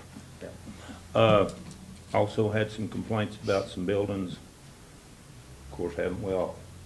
And I guess we can talk about that in closed if we need to, but anyway, I'm not gonna bring them up right now. I'm done. Anything else? Hmm. Mary? Well, I haven't been out very much and talked to a lot of people because I just haven't been available. But I do have one thing, and I've brought it up before. There is an alley behind our house. Okay, there's a sewer manhole. And there used to be a tin horn at the end of that alley on Steel Street where the people servicing it could drive up, but that was taken out. And now they have to drive on our property. We have property on Division, and then on the backside on Francis. Makes ruts in there when they have to, and I know it's not their fault, It is, I'm not complaining about them at all. They're just trying to do their job. But if it's going to be designated an alley, it should be an alley and be accessible as an alley. Agreed, I don't know, you'd have to look at the city map, and that'd be something maybe for planning and zoning, to look and see if that alley is still viable. And Well, if it's not, I'm gonna take my fence all the way back. If not, it's been deeded back to the property owner, but on either side. You know, there's a lot of those around town, like Yes. behind, if you go down Business 60, Mr. Barker's, there's an alley back there Yeah. behind Mr. Barker's place, and One behind Sam. there's one behind Sam's house, if I'm not mistaken, yeah. But Oh, we if, did- if they are creating ruts in the ground and servicing. And I'll check into it. Well, and like I said, it's not their fault, they're just doing their job. Yeah. But the only way they have to do it is to go across our property. Okay. And, you know, we didn't take our fence all the way back because of that alley. Yeah, So it's either an alley or it's not an alley. okay. I'll check into the 10-point thing to find out what happened. I don't know that ten one. Sir, Show me had it took out. show me. again? Show me. Oh, really? Why? That was their, substation before the city bought it. Mhm. And, when they, abandoned it, they had it laid on and took out. But it's no longer theirs, right? Right, so, but I don't know if that's obviously an alley, or if that's an easement, you know, because I know between, Lane and, commercial, that's a utility piece, not an alley. Well, we were told it was an alley when we built there. It should show it on that map in there. Yeah. I mean, that one may be, though. Yeah, Just like the one Jim was talking about, them back to the streets. yeah. It's up there behind Sam. That's actually a street, it's not just an alley? Channels go on. up Yeah. through Like there. between Cordy and Charles, is that a street there behind Mr. Barker's, some of that? Mitch, between, No, that's that's an alley. That is an alley, yeah. There's another alley over here that runs from Francis back over to Division, isn't there? Yeah. Right up here. Yeah. And then there's one that comes off A Street, because the guy was gonna build his shop there, and it goes plumb down there to the city property. Is that an easement, or is that an alley? Street there. That's a street. It goes by, Yeah, he could put that. Yeah, yeah. Yeah. Okay, they're gonna look into that, Mary, and if it's an alleyway, they need to actually look at an alley, I suppose. Because I know they have to get in there when they have to work on the sewer. I know Okay, they have to do it. okay. But it just might more sense to me if you could get into it from the street. I'll take care of it. Anything else, Mary? No, I don't have anything. Moving on down to Nadine. I've had a couple complaints, and this on Mary and Jim's side. Someone said there was a garage down below you. Huh? Said someone had a garage down below you on what's On the Francis corner Street, of yeah. Francis and Steel Street. Mhm. They didn't know that was zone It's not business. supposed to be a garage Is that there, all but he is doing work on vehicles there. Okay. Well, yes, it is, I mean, he's a repair, he's working on vehicles. He has a shed. There's a shop over there Yeah. on, He bought from Thelma Wallace. Yeah, I what street, think Pier here? Puryear? he's done over there, though. Yeah, no, it's. Well, actually, I believe he rented that for his son. His son put the shop in there, on per year. Was that zone residential? No, No, that's, no, that's grandfather. He's not in Yeah, it business was there. grandfather. He's not Yeah, doing any work yeah. over there right now. yeah, there won't be you won't be able to put a garage back in over there, because the way I understand it, it could be a garage if it was continually a garage. Yes. But after 60 days of not being a garage, it can't be one again. I think that's right. So That's is, generally how they. Yeah. are you saying, Nadine, that they're operating, contrary. They said they's to operating a present garage over there, is all I know.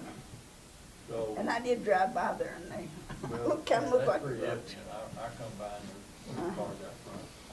Yeah. Are you suggesting that Sam go by and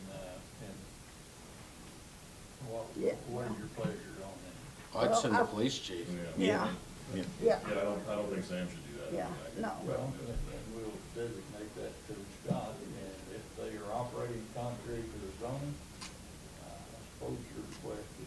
for Yeah, just that- Make sure, operation. yeah, we'll talk. Make sure we're going on that. Nadine? And behind Dan's shop, there's some big holes.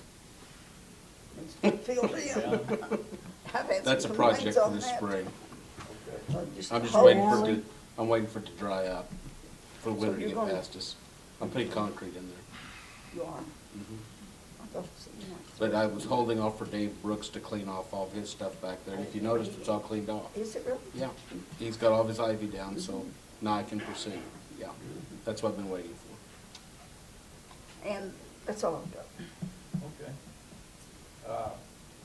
Scott, you got, I can go talk to him tomorrow. No, all right, Mr. Weaver. All right. Well, we got one of my fun handouts. Oh, boy, here we go. I'll let you just pass it around. See, I always wanted to be a teacher. Well, you should have been. And, You missed your mark. so this is, How many others? well, I'm just making sure everybody's got one. I'm passing them on down. It'll be even Paul's got one. You see? And Hillary gets one, yeah. That Hillary's should do got us. one. I don't have one. Jim don't have one. I quit passing, Jim. I don't have enough for the crowd. I've got one. I'll let you guys pass it around. That way you guys know what I'm talking about. All right, I've got a proposal for the distribution of the city's 3/8 cent fire and police tax. And I'll let you kind of read it over. This has come up a few times of what's what and who's what and how do we spend it. And I know that it was discussed initially upon passage by the public, by the board. I was here when it was discussed, but no decision actually was made. And so I got to kind of crunching numbers of what capital, essentially rolling stock would cost for each department.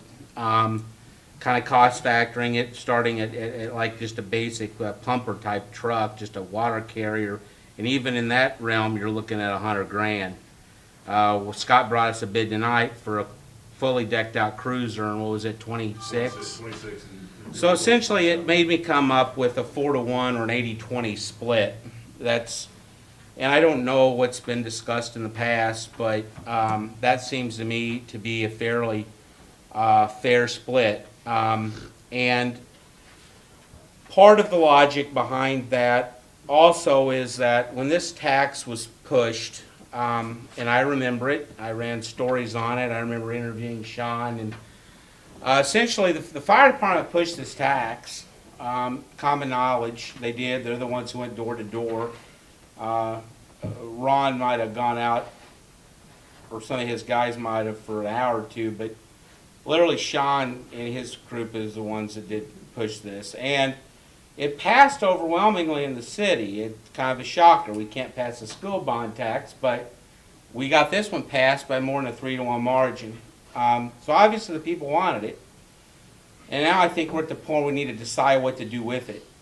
So that going forward, each department sort of knows what they've got. This tax, Les, what does it generate a year, ballpark? Or, no, I don't have to ballpark, you should have that number, yeah. Yeah, About $100,000? yeah, I would say 100,000, yeah. 15 last year. 115? I think so. Okay, so, in essence, I think this makes it real easy for us on a mathematics basis to essentially say 80-40, we just split it, and that way the respective chiefs kind of, for budgetary purposes, sort of know what they've got to play with on an annual basis. Then I kind of take it a little farther in my proposal by saying, I don't want to sit here and weigh a bunch of fire and police plans. I really don't. I'm not an expert on police cars, and kind of like tonight how we did it, essentially looked like Scott and Sam got together and figured out what their need was. And And I actually talked to Sean about it first too. okay, and so everybody's kind of connecting here, and you bring it to us, and we look it over pretty quickly and go, all right. And that's kind of how I like to do it in the future, versus having Scott or Sean give me a 30-minute dissertation of the merits of a police cruiser or a fire truck.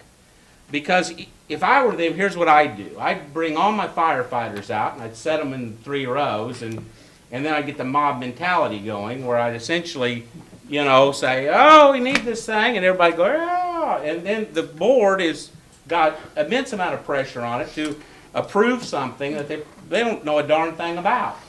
So I like having Sam, essentially, as he is the administrator, to weigh these proposals and go, Sean, that isn't going to happen, so don't even come here with it. Or, Scott, this is an ignorant proposal, don't come here with it. If it's a good one, I'll bring it to the board, like we did tonight.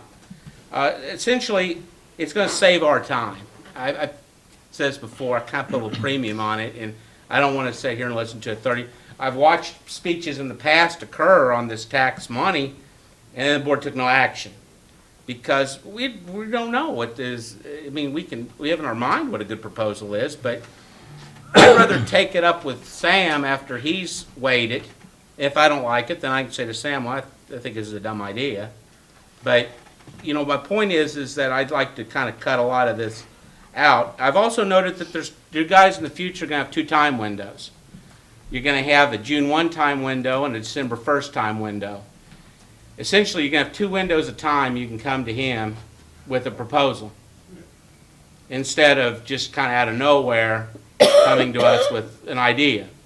I think it makes you guys have to budget a little bit into long-term, do some planning for your respective departments. You're going to have to say, well, here's my long-term need, and if I spend the money on this, I'm not going to have any money to spend for 3 or 4 years.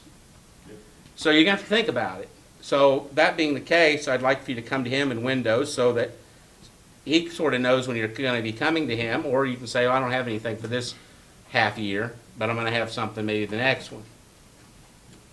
Essentially, that's kind of my proposal. More than anything, we're going to have a division of the money, so you'll each kind of know what you've got to play with. That's all and I listen, if people think 80-20 isn't fair, I mean, I'd be glad to hear other ideas, but that's kind of from my research, I think that's a pretty fair split. Dan, yeah. I don't have any problem at all with this, but since we do have the fire chief and the acting chief of police, I think we need to hear from them. Yeah, yeah. Sean, does this sound fair to you? 80-20? It's interesting that you bring it up because I haven't even talked to you about this at all. But that was one of the original proposals that I put out right after the passage of this act was exactly that number, was the 80-20, based upon the cost of my equipment versus police equipment. For me personally, as a department head, it just makes it that much easier to budget. I can't budget with the whole, maybe I'll have, maybe I won't. It's a budget period. So I'm fine with it, and I appreciate you bringing it up, and, so I'm good. Well, I know, I can't see the police chief's face, or if he's pointing at me. we'll talk about Duck. it. No, me and Sean have talked about this, and, it'll take me 10 years to spend enough money to buy 1 fire truck. Mm-hmm. So, even if we replace 1 vehicle a year, it's gonna be about your 20%. Right. 20 to 25, maybe just a hair more some years, so if we don't spend all in 1 year, we don't have to replace a car every year. It's not, they're gonna last longer than that, so. Maybe you can save your money and get an armored car.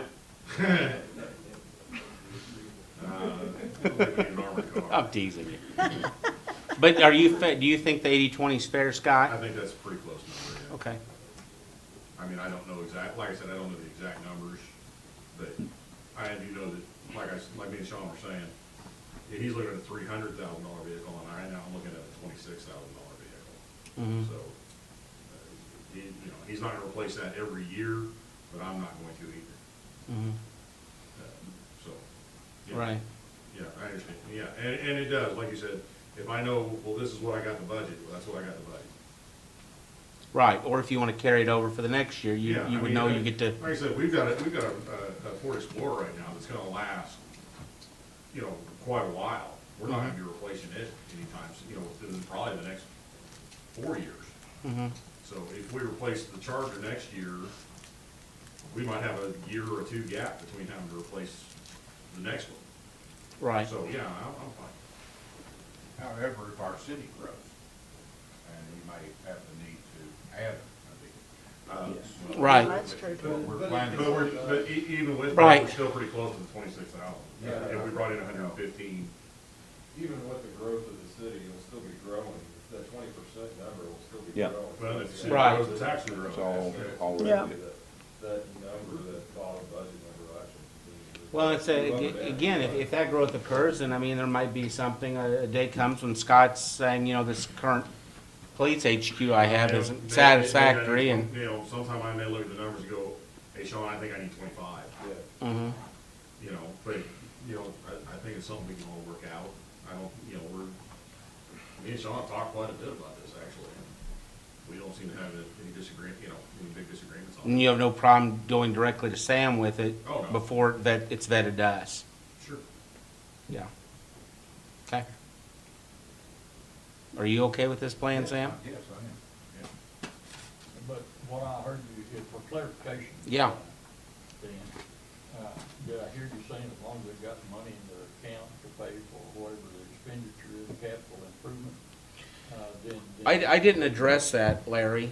I'm sorry, I thought. Yeah, no, well, essentially what I was saying was, well, here is one thing I am saying with this looking forward, and this could be added to the proposal, or I'll say this much. If we're looking at a capital project that is in excess of what is in the current account, I certainly don't want us to go outside the city for leasing and pay leasing fees to somebody to borrow money.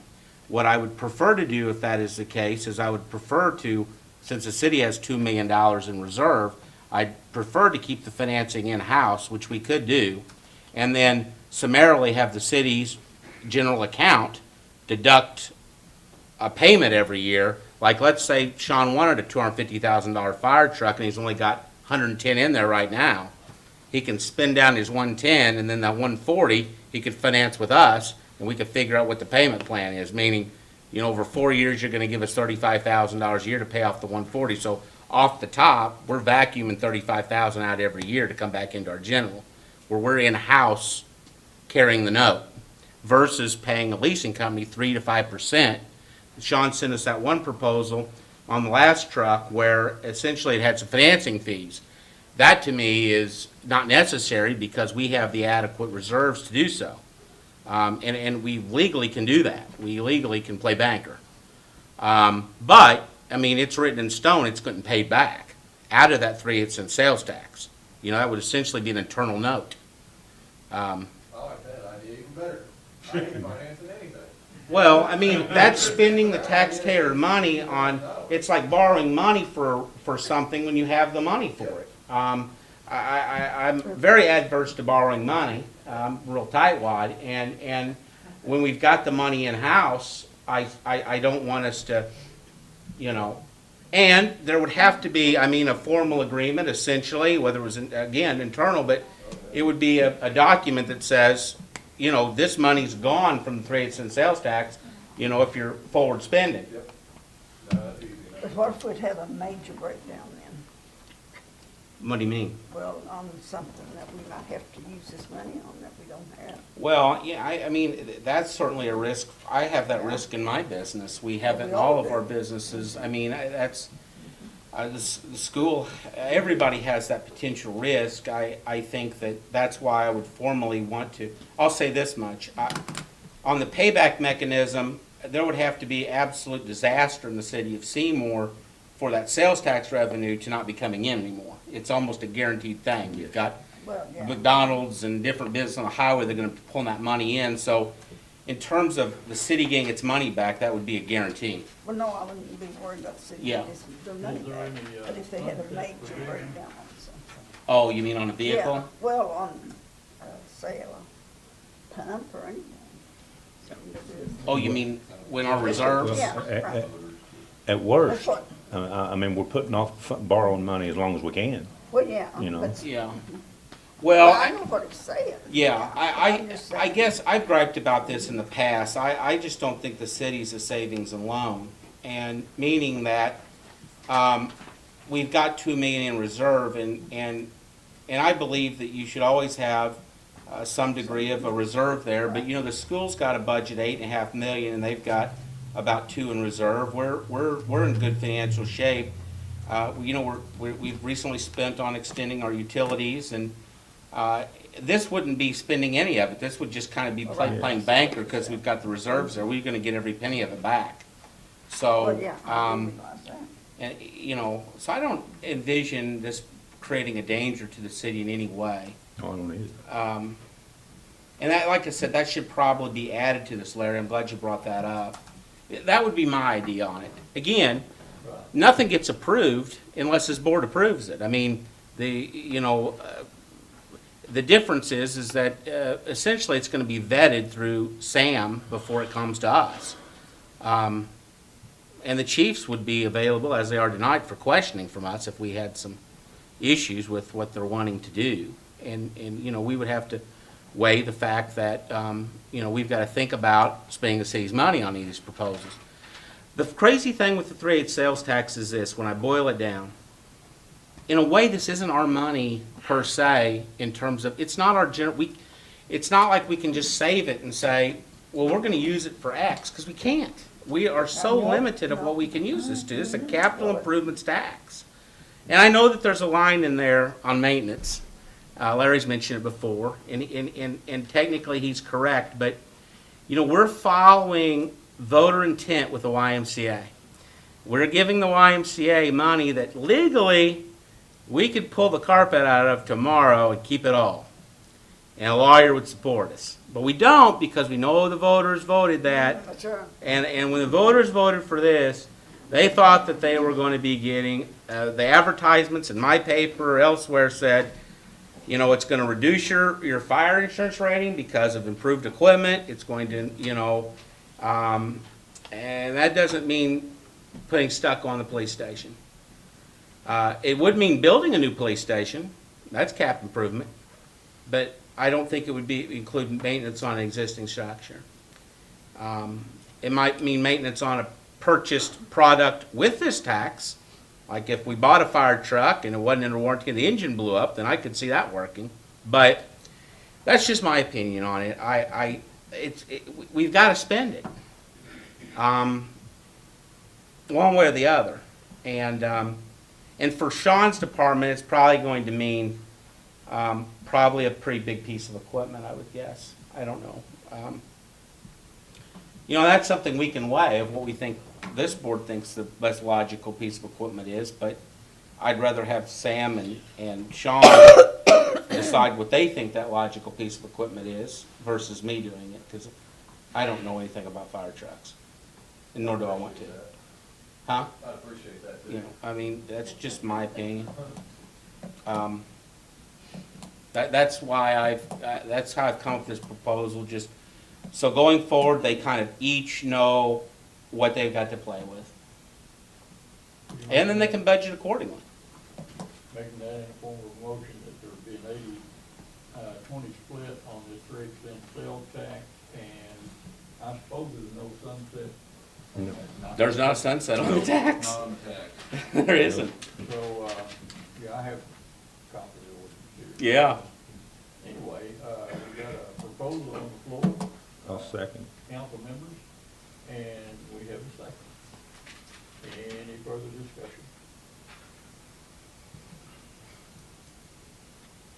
Seeing none, all those in favor signify by saying aye. Aye. Opposed, same sign. Motion carries unanimously. So it will be an 80-20 split. And then, do you have? I got nothing else, Larry. I got some things for close, but. All right. Well, then we need a motion to move into executive session. I'll make a motion. I'll Do I hear a second? She did. Oh, I Oh, second. you did? Yeah. Okay, Nadine did. Can I have a roll call vote, please? Jim Ashley, Yes. Mary Carpenter. Yes. Nathan Chris. Yes. Dan Weaver. Yes. The motion carries, we will move into executive session. I thank you all for coming.